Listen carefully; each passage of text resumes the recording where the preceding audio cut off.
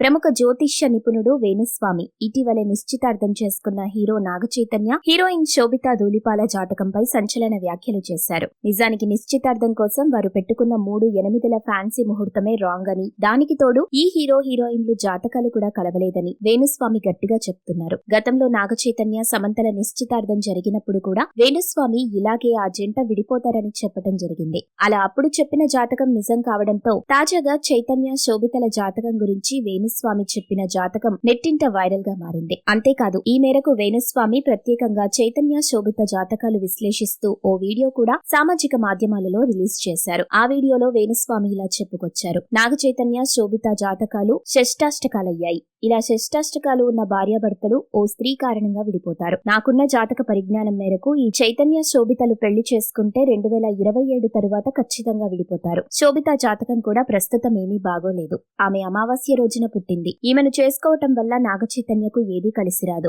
సమంత కూడా అమావాస్య రోజునే పుట్టిన స్త్రీ అయినప్పటికీ ఆమె జాతకం ప్రస్తుతం బాగానే ఉంది. గతంలో సమంతను చేసుకోవటం వల్ల నాగచైతన్యకు కొద్దిగా కలిసొచ్చింది. నన్ను మీరు చైతన్య, సమంత కలయికకు జాతక పరంగా మార్కులు వెయ్యమంటే 100కి 50 మార్కులే వేస్తా. అదే చైతన్య, శోభితల కలయికకు అయితే 10 మార్కులు కూడా వేయలేను. దాన్ని బట్టి మీరే అర్థం చేసుకోవచ్చు వీరిద్దరి జాతకాలు ఎంత గొప్పగా కలిశాయో అంటూ చెప్పుకొచ్చారు. దీంతో ఈ జాతక విశ్లేషణ వీడియో ఇప్పుడు నెట్టింట వైరల్ గా మారింది. మీరు ఇలాంటి ఇంట్రెస్టింగ్ న్యూస్ అప్డేట్స్ మరిన్ని తెలుసుకోవడానికి ఇప్పుడే మా ఛానల్ ని లైక్ చేయండి, ఫాలో చేయండి, సబ్స్క్రైబ్ చేయండి.